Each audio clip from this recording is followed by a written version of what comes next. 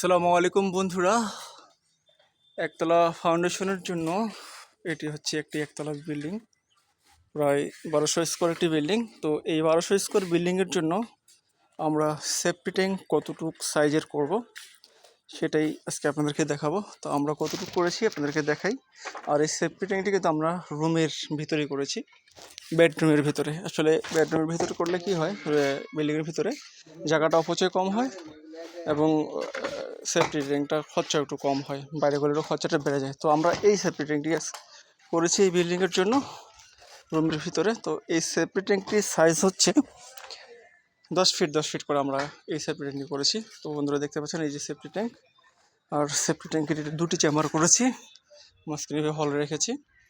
দেখতে পাচ্ছেন স্যানিটারি কাজ চলতেছে, ইনশাল্লাহ এই সেফটি ট্যাঙ্কের ঢালাই করে ফেলবো। তো বন্ধুরা, একতলা ফাউন্ডেশন বিল্ডিংয়ের জন্য সেফটি ট্যাঙ্ক যদি রুমের করতে চান তাহলে এতটুকু সাইজ দিলেই এনাফ, আর লাগে না বড়।